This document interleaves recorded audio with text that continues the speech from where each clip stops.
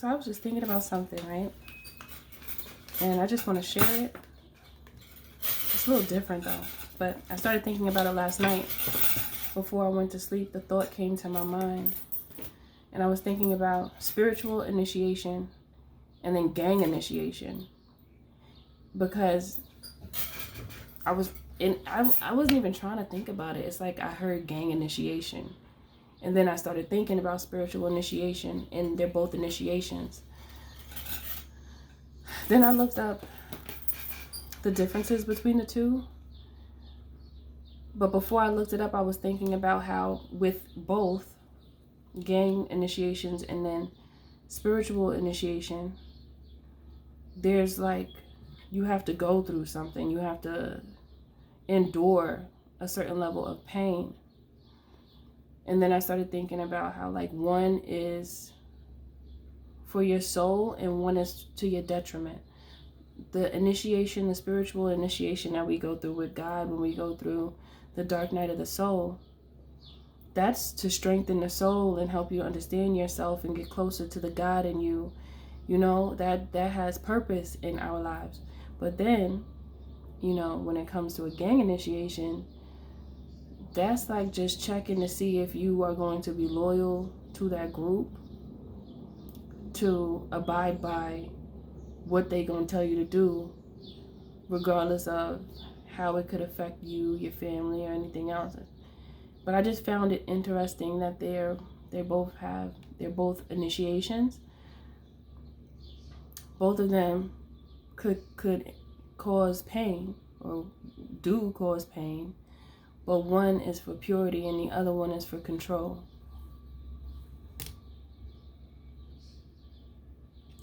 Okay, so let me look up what I looked up last night so I could just tell you what I saw. I just want to share this real quick because it's just a thought and maybe it will lead you to think about a certain something. I don't know, it's just a thought that came to my mind, so I'm just sharing it. I be having all these random thoughts because I be thinking all the time. I'm a thinker. Let me put spiritual initiation versus gang initiation. Ooh. Okay, so I'm looking up the differences between the two. All right.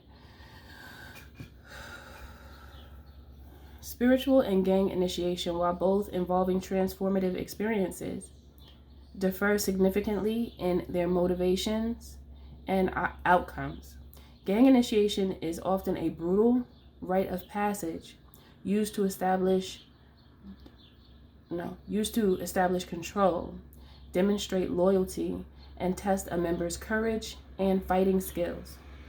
It can involve violence and is primarily about gaining membership within a specific group. Okay? That's gang initiation. Spiritual initiation, on the other hand, is a transformative process within a spiritual context, often involving a shift in consciousness, personal growth, and a deeper understanding of oneself and the universe. It can lead to a more profound sense of purpose and connection to something larger than oneself. Okay, so for gang initiation, it says purpose: to formalize membership, test courage, demonstrate loyalty, and establish control within the gang. Process often involves physical violence, threats, and other forms of intimidation. Outcome: formalized membership in a gang with the expectation of loyalty and participation in gang activities. Motivations: seeking belonging, social status, protection, and sometimes economic gain. Risks: high risks of violence, incarceration, and other negative consequences. Okay, so that was gang initiation. Now for spiritual initiation, it says purpose: to facilitate personal transformation, spiritual growth, and a deeper understanding of oneself and the universe. Okay. Process can involve meditation, prayer, ritual, study, and guidance from a spiritual teacher or mentor. Outcome: shift in consciousness, personal growth, a deeper understanding of oneself and the universe, and a more profound sense of purpose. Motivations: seeking meaning, purpose, personal growth, and a deeper connection to something larger than oneself. Risks: potential for self-delusion and misguided beliefs, but generally less risky than gang initiation. I think when it says for spiritual initiation, when it says potential for self-delusion and misguided beliefs, is because when you don't have a strong foundation, when you are connecting to spirituality, because there's many aspects of spirituality, and it could cause you to be in a boiling pot of confusion if you don't have a foundation. The foundation, I feel like, is morals and ethics, as well as if you are aligning yourself with any spiritual belief that causes you to, I see a bunch of birds flying together. If you are aligning yourself with spiritual beliefs that actually have, like, their purpose correlates more to the gang initiation, that's not right. Don't do that. Okay? Don't do that, because that turns into like a cult, and it gets weird, little strange things go down. So it's when you align yourself with spirituality, it should always bring you back to yourself. It should always bring you back to the truth within you that guides you, and that's the God in you. That anytime you connect yourself to anything spiritual, that if you're not connecting to anything that's bringing you to yourself and your own understanding of self, and your own ability to conduct yourself in such a way where you learn to trust yourself, you learn how to use your intuition, you learn how to use discernment, then that's not the right thing for you to be following. And then you have many people that create these like groups, and then they want to be viewed as like the Messiah, and then they get like weird. It gets weird and it gets confusing, and then you have stuff like Nature Boy going on, and then it's like, okay, it's weird now. And then the people just be brainwashed and confused because they're looking for a place, a group. They're looking to be a part of something. And maybe that's why Spirit put this on my heart last night. But this happened literally before I went to sleep. I heard gang initiation, and then I thought spiritual initiation, and then I wanted to see the difference between the two. And it's like, one, which is gang initiation, is a form of control. That's what it's really about. Are you going to be loyal to this control that I'm putting upon your life? And then you have these people that are like, yes, master, yes, like, oh shit, this is fucked up. You see what I'm talking about? Don't be the one to say yes. You must use your own mind. Don't be getting lost up in the sauce like that, okay? Because that's not a sauce you want to be a part of. You gotta find your own sauce. You saucy, right? You should have your own sauce. You can't just be dipping in everybody's sauce. Everybody's sauce don't taste good. It's not good for you, because it gets weird. I know you guys have seen the weird stuff.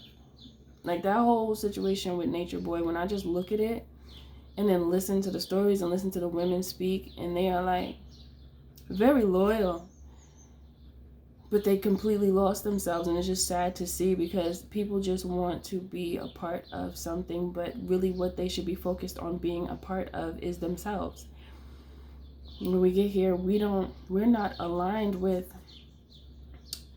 our higher self. We have to learn to connect to our higher self, because our environment takes us away from the purity of the true nature that is within us.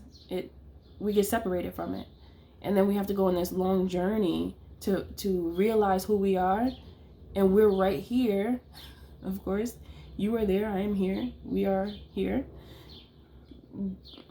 It's just crazy how we have to go through life, and many people are looking for answers when they actually have them inside of them, if they would just take some time to look, instead of being so distracted by these worldly things. People have trouble detaching from what they keep seeing, because they're seeing it, so it's like making them, the more you see something, the more you think about it. The more you see something, the more you think about it. So if we keep on seeing people looking for or aligning themselves with external things for a sense of comfort and peace, and they're not looking within themselves, and they're buying all these things and doing all these things that really don't matter much in life, that's what the person who's the onlooker, that's what they're going to want to do as well. They're like, oh, well, everybody else is doing that, so I'm going to do it too. But people like that, they have trouble with really understanding themselves and getting to know themselves. This is really a thing to get to know yourself, because if you have so many examples of others and how they choose to live their lives, and then you don't really know yourself and no one has actually told you who you truly are, and then some people around you, they don't even know who they are, so how are they going to tell you who they are? Like, the only time that you could really feel confident in listening to someone that may be able to help you find your way is if that they found their own way.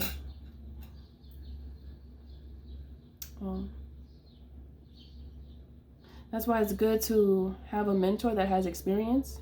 For me, I'm a mentor from such a place. I am a coach from life experience. I feel like I'm like a spiritual life coach, because I went through life, I went through difficult things, and I figured it out on my own with the assistance of God, my angels, my spirits that are around me, my ancestors around me didn't even know that they were there until I think back at certain times, and then I see them. I see how they were there. And now they speak to me still. Like they're here. They speak to me. I didn't hear in the same way I hear now. Now it's different. I'm so much more closer to them because I am aware. I didn't know. And I didn't know I was supposed to even know, because it's not taught. And it's also taught to us to be afraid of spirit when they the realest ones around. They the realest ones around. They more real than the family you have around you in the physical. They want better for you many times more than the family you have in the physical. Isn't that amazing? But, with all these distractions, how you going to get close to them? How you going to connect to them? And it's not about completely detaching from the physical and get all loopy and then start acting like a little off it because you're in the spirit realm so much. I'm how can I say this? I meditate a lot. I spend a lot of time in solitude just because it recharges me, and it's a part of my regimen, my rituals. It's just a part of it. And this is where I receive peace. This is where I get peace, and I'm a Virgo. So, Virgos have that little hermit thing going on where I like to retreat. I'll be around the people and talk to the people. Hey, people, I'll do it. But after a while, I was like, all right, I think I'm done now. Okay. That's how I tend to feel, but I don't have any problem communicating with people and just talking to the people then. And it's natural for me. I'm always talking to somebody. When I am out, I be talking to people I don't even know. I just talk. I remember one time, I don't know why this just came to mind. I haven't thought about this in a long time. But I went to go pick my daughter up from school early I don't even know why, but I did. I went to go pick her up early. And there was this mom there sitting down with her son. He was a chunky little cute boy, but he was like 9, I think. But he wasn't angry. He was a little mad. And she was like, I don't know, he's just disrespectful. And she was a Spanish woman. She was like just talking to me. And then I started talking to him. And I was like, that's your mommy, right? She loves you. He was like, I know. And then she was like, yeah, his father, he doesn't help. He left a long time ago. And she was just venting to me. And this was a long time ago. This was years ago. My daughter was like in 5th grade or something. And then, I was telling her, I understand. I know it's not easy being a single parent. And then as I was talking to him, I was like, so why do you think you feel mad? Like, why are you mad? And the mom, she was just so frustrated. You could tell she was just tired of trying, and she felt like her son wasn't appreciating everything that she's done or that she's doing for him. And then he was like, you know, I know that I shouldn't act like that towards my mom. Like, I know, but sometimes I just get mad. And then he said, I said, why? What makes you mad? And I had never talked to that little boy or his mom before. That was the first time when I sat down. And then he said, it's because, you know, sometimes I get mad because I want to talk to my dad. And then that made me want to cry for him, because you know how many kids feel like that? You know how many of you probably felt like that? I mean, I know you know because it was you. But any of your parents, I know some of you maybe didn't have your mother or your father, or maybe some of you had the father, not the mother, or maybe some of you had your mother, not your father. And so there's like resentment that begins to get built up, and all of these feelings of like dismay. And I also feel like many times children don't have the proper means to express themselves, so then they feel like things are their fault when they're not. And I feel like that's something that's really hard for a child to go through. And those types of traumas and perspectives, they linger into your adulthood. And then you start to put yourself down, thinking that you've done something that you didn't.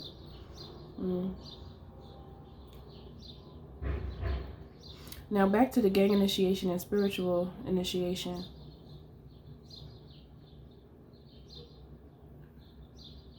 I'm thinking about two different things at one time. Like I had more to say just now with the little boy. Hold on, wait a minute. Okay, let me go back to that for a second. I just posted a short talking about how our parents, right? First of all, I noticed that sometimes when I talk to people, even random people that I've never met before, we get into deep conversations about stuff. It happens to me all the time. So, one day I was talking to this woman, and she was telling me about her parents and how they moved from a place, and she didn't know why, because she wished she would have stayed there. And I said, did you ever ask them why? She said no. And so and I was like, why? You should ask them, because you want to know. Ask. Is there a thing going on in the world where you don't want to ask your parents about what happened in the past, or you feel uncomfortable? For whoever feels that way or felt that way, put it in the comments. And because that might be like a personality thing, to where maybe you don't think to ask, or you don't want to ask, or you don't know how to ask. But if the person is there and you want to ask them, ask. Why not? That's a part of your people. That's your people then. So ask them what you want to ask them, especially they're here to tell their story. So listen, because maybe it could help you to understand why they behave the way they did. Let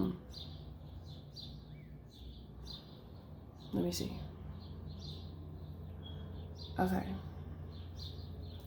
My grandfather, I'm being led to tell you about this. My grandfather had, he was abusive to my grandmother on my mother's side. And it just so happened that happened on my father's side as well.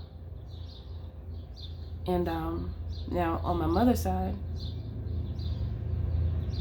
it got real bad. But I'm not even going to get into all that, because it's a little bit too much, and it's going to take me into a whole nother place. I'm just going to surface it, a little bit, just touch a little bit, touch and go, just to paint the picture for you. But it had okay, how can I say this? Okay, so he did have issues when it comes to why he was violent. And then after, he had gotten older and I started talking to him, my grandmother had passed away on my mother's side. And then I was talking to him, and he didn't show up at the funeral. And when I talked to him after, he was crying to me. He didn't cry to my mama. He didn't cry to my brother. And my little sister, she was too young to even listen to him and know what he was talking about. But as for me, he cried to me. And I remember that day because I was emotional to hear him like that and to know what he did, because I know what he did. But I always think about what happened to you for you to do that. That's why I always think about that. I always think about that with people when they do some things. What happened to you? Why did you do that? So he just started apologizing to me for what he did and how he treated my grandmother on my mother's side. I never witnessed anything. I just know what my mom told me.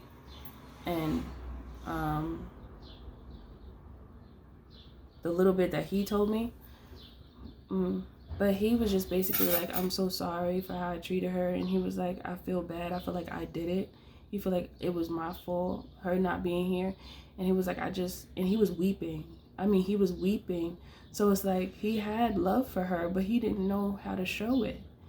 He showed it in the only way he knew how, because I asked him, well, did you experience that environment when you were younger? And he said, yeah. He said, I used to see my father, be violent against my mother all the time. So him living that made him become that, because that's what he saw. You see what I'm saying with people and how, and this is why I made that short, because I started thinking about family matters, and certain people act certain ways because they've seen certain things, and it makes them believe that that is the way because they don't see any other way. So they're like, okay, so that's what I'm supposed to do because that's what I'm seeing. That's in my environment. So that's what I'm supposed to do, but it doesn't necessarily mean that. It just means that some people live in toxic environments, right? And he was crying. And he was saying sorry to me like he was talking to her. It's like he apologized to her through me. And then I even started crying a little bit because he was weeping. He was weeping and he felt so bad. And he was like, he's telling, I'm sorry I couldn't go. It's because I was hurting too much and I didn't know how to do it. And I felt like it was my fault. I felt like I'm part of the reason why she's gone. And it was so sad to hear that. And for him to feel, he felt sorry for how he treated her. And he was an alcoholic too. So that is a whole nother other problem, and when you're on a substance, you're not you. Many of the times there is a spirit that has attached itself to you, and it could be the spirit of a drunkard that had that energy. Like, you leave your vessel open to low frequency energy that could use you for their devilish desires. Okay, so I posted that short to say have grace, and that was the last thing I said, but it cut out, that 1 minute short thing going on. I might have, maybe I was supposed to put 1 minute, maybe I put 30 seconds. I don't know. But my point is, when it comes to people in your family that they just have a certain way about them, I'm not saying just deal with them and be around them and like be all happy-go-lucky if they real bad, but at the same time, give them grace. Like, understand, at least understand that some people go through some things and they don't think the way you do and they don't handle things the way you do. So if you think from that perspective, it kind of helps you to just accept people for who they are and know that people make mistakes and they don't know what they're doing and they just trying to learn and live. And sometimes they don't gain or get to a point of true understanding until the end of their life. Then they think about all these things that they did wrong, and they feel so regretful because they didn't take time to try to be a better person because they were so stuck in their way of being, and they didn't have anybody to talk to help them to see a different option. I'm starting to see a dimple here that was never there before. When I speak, I'm noticing it, and it's like, I don't know. That just caught my eye, but anyway. I think I'm transforming. I just kicked my oil burner by mistake, but there's no oil in it, and there's no candle, so it's safe. But now, okay. Back to the gang initiation and the spiritual initiation.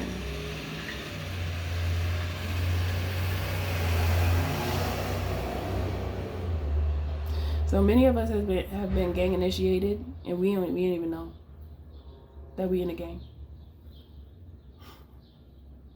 Just think about our environment and how it works, and how everybody just want to be controlling people. Don't that sound like a gang initiation? What we going through in society? Tell me it don't. I'm gonna just say it real quick. To formalize membership.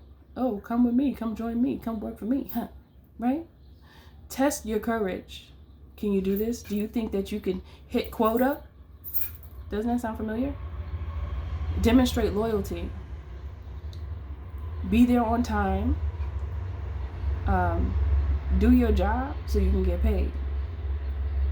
And don't talk bad about who you work for. And establish control within the gang. So when you are under the ways of the world, the worldly ways, not godly ways, but the worldly ways, that's like a gang initiation. When you choose to do what you're told instead of you do what you choose to do from the fruits that you have within you. That's like we. Just think about it. Maybe that's too far out for you, but I'm just saying. Just give it a thought. Just think about that real quick. Because spiritual initiation, the purpose is to facilitate personal transformation, spiritual growth, and a deeper understanding of oneself and the universe. Were we taught that in school? So we was getting gang initiated even in school. I think this is why Spirit gave this to me to talk about this right now, because I didn't even think about this last night. Just think about it. Just think about it. Do y'all see it? Do you understand what I'm saying? Or do you like what you think about this topic? Because it's very unique, and Spirit always gives me something that's unique and out of the box. And so I just want to share it, because just as much as I think, I want to share my thoughts with you so that you guys can express yourself and think with me. Because I can't do all this thinking by myself. I want to hear y'all thoughts too. What y'all think? Because y'all be having some good thoughts sometimes. You do. Got some smart people out there that are in the shadows. Come out wherever you are. Come into the light. The sun is so bright today. It's so pretty. I'm going to be out there later, but I'm just trying to do some videos first before I go. But yes. I don't know. I want to get a charm. Let me see. I didn't use no cards, but I don't know why I feel like I want to get a charm. Oh, it's some lips. Love yourself. Focus on yourself. Be spiritually or choose to be spiritually initiated as opposed to gang affiliated. One leads to growth and enlightenment. The other leads to you being controlled and death. Pick your poison. Let's see the next one. Experience, this challenging experience, And like I said, every time I went through it, it was very difficult. But then once I had to recycle my mind, is what I want to say. I had to recycle my mind. And the way that we recycle our minds is with information as well as affirmation. And I listen to a lot of motivational speaking. And the first one, I listened to a lot of T.D. Jakes. Now, I know everybody, doesn't really subscribe to him, and all these things coming out about, but I'm not, that man helped me with his words and with his chocolate ball head, okay? I'm not going to lie. His words are very powerful. And I like to think about the good in a person instead of always focusing on what they did wrong, because that's old, it's lame, and people be acting like they don't have no flaws and all that, and that's fake and it's a lie. But one thing I can say is that one thing that he would always say, and I would just put my headphones on and just listen to him all day, and he helped me to recycle my mind.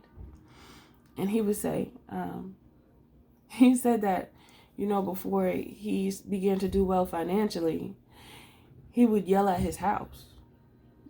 And he said, "This is not my house. You are not my house. You are a lie." And he would say, "My bank account is not on zero. That is a lie." But he was speaking his truth into existence. And I used to giggle at it because he get to sweating and get to feeling. And it helped me because I was listening to what he was saying, and I understood what he was doing. And the more I understood how he was alchemizing, he was turning something bad into something good. He was turning a rough situation he was transforming it into his power.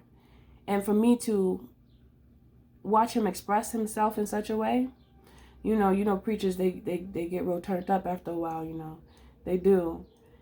And I know it could sway some people the wrong way, and they just get the feeling. It's almost like some people, I feel like when they go to church, they get high off the feeling, but they're not really learning anything. But when I listen to learn something. I don't just be listening to people. When I listen or when I'm watching something, I always listen to learn. And I've taught my child to do that. When we watch movies, break it down. What did you find from this movie or from this show or from this experience as significant? What did you learn from it? That right there is so powerful. And when you do that, you slowly begin to transform your life. It's allowing you to reflect on yourself and your own thoughts. And it is also allowing you to it's like a way to improve your decision-making skills as well. And it helps you to see the world in such a way where you're analyzing yourself. You're not asking someone else. It's like you're forced to look for something that you see. And I always do that to my daughter. And sometimes she's like, Ma, I don't know. I said, no, just think, I'm not rushing you. She did that the other day. What did I say to her?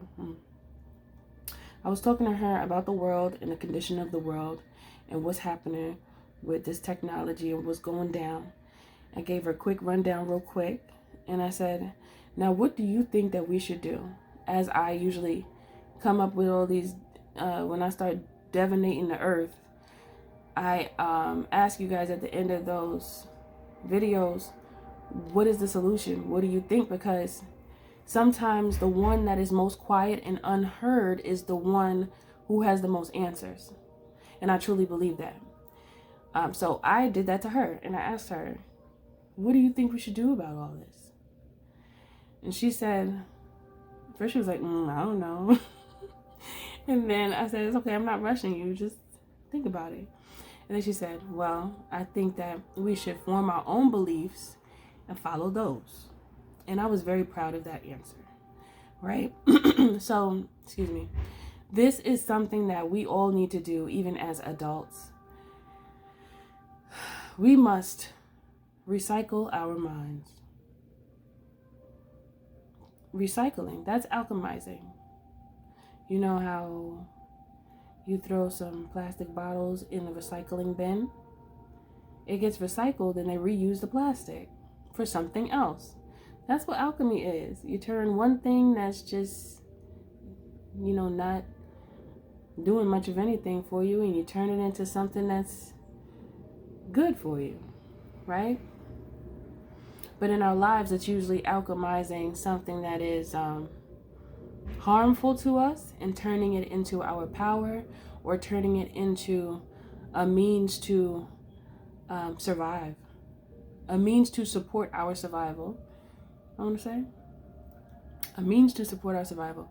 So when I say that, it might sound a little different because I never said that before, but what I'm thinking about is like our creativity. When we create, we're usually bringing it from a place of experience. When we truly create, when we really get into that creator bag, okay, it's really us taking from our own arsenal and creating something from what we know to be true and what ignites the passion within us. And when we do that, oftentimes it is very beneficial to others in whatever way that is. No matter if it comes out to be a song or artwork or a sculpture or a poem or a book. This is a power that we have. And some of you, I want to say, it's like Spirit is wanting me to say, you take that power for granted because you don't use it. Because many of you get caught in that idea of, oh, nobody's going to look. They don't want to see. It is not important. But that's not true. That's only true if you say it's true. So if you keep saying that to yourself, then you won't create as you are meant to. You just won't do it because you won't believe that it's worth anything. So you'll just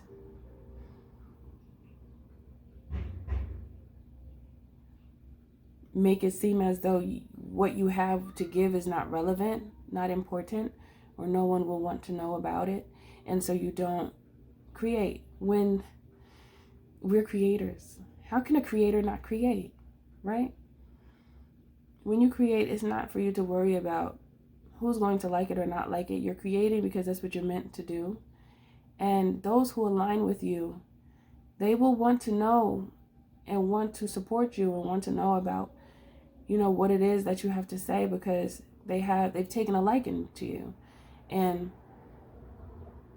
they feel like you have a sound mind or a very unique mind that they would love to explore when you decide to share something, right? And that's just out of respect and actually liking someone. So never think, you know, oh, I don't want to take my time to write that book or that poem or draw that picture or paint that canvas, because what if other people don't like it? No, the key to being a true creator is for you to create because it is inside of you. There's knowledge, there is pain even, because sometimes, you know, many times pain is turned into something beautiful. And that's why I write, because that is me transforming my pain and putting it into my power in a pen or with a pen.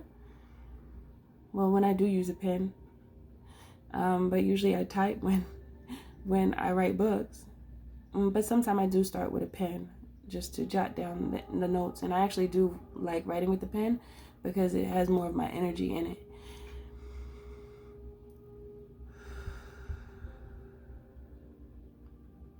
But I say all that to say that when I write books, I'm literally taking what I have found on my journey, putting it in a tiny package to give it to those such as yourselves for a shortcut. You know, it's giving you a shortcut so that you understand yourself a little better, because that's one thing that we all go through, the dark night of the soul. It's just that we don't know what it is when it's happening, and we think we're losing our mind and everyone is after us, and we think that we're like America's Most Wanted. And some of you could actually have been you know, you could have been on a run, some of you. And that right there, I can only imagine how heart-wrenching that could be for someone.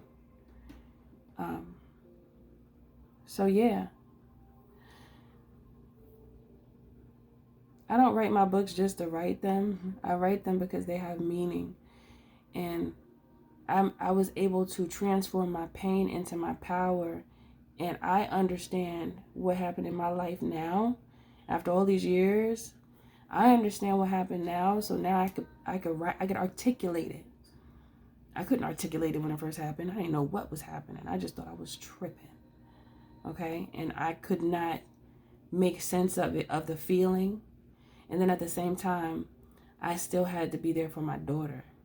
And that's another thing. Going through the dark night of the soul with a child, then you wonder why a lot of these people themselves, their kids, they was probably going through the dark night of the soul and didn't even know what was happening. So they just figured, I might as well just me and my children so that we don't have to go through this anymore.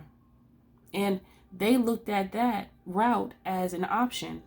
And clearly they looked at it as the best option. And that is very sad. But it happens. Because people don't know what's happening to them. Because I didn't know what was happening to me. That's how I'm able to tell you in such a way. So if you've had many times in your life where you felt like you didn't know what was happening, and you're still trying to understand the darkness within your life and the darkness within yourself, and you don't necessarily know how to use your darkness, purchase all 3 of my books. Purchase them. And I'm not just saying that just to like get you to buy something.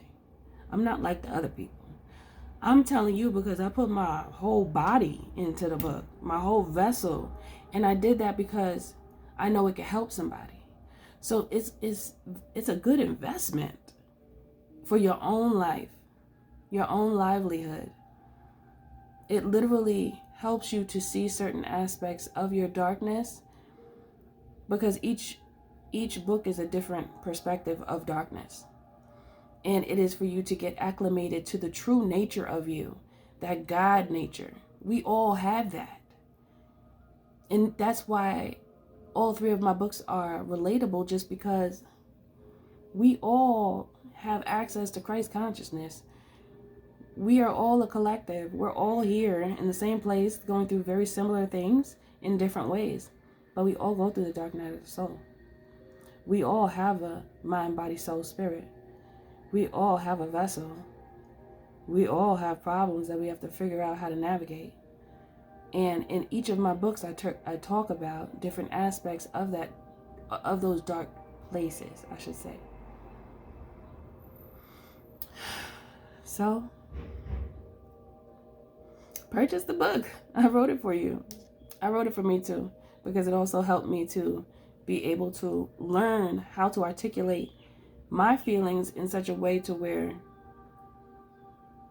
you can understand it, so that it can help you to see the true nature of you, as opposed to the labels that have been placed on you and the confusion that has been placed on the minds of us all. There's a select few that they did get a chance to know more about what's going on this earth. And that's a beautiful thing. And those are the individuals that usually are quicker to teach and to help others, because they also have understanding. So anytime you have understanding, don't be afraid to share it. There's so many people out there that are literally waiting for you to say it, to express yourself, because the people that could relate to you, they might not relate to me. Excuse me. The people that relate to you might not relate to me, but you can express yourself in such a way where you have your, own experience that you went through. You express it, and then you have a whole group of people that are like, they would love to hear you because they actually need you, because they are where you were. This is how we're all connected. We're all brothers and sisters here, and our home is earth. We must learn to take care of each other. Well, take care of ourselves, first of all. Take care of each other. And take care of the earth. And that is it for this message. Thank you for being here. And feel free to go to my website, purchase a reading or a coaching call. Purchase my books, because they are made just for you. Okay? I love you, and I'll see you in the next message.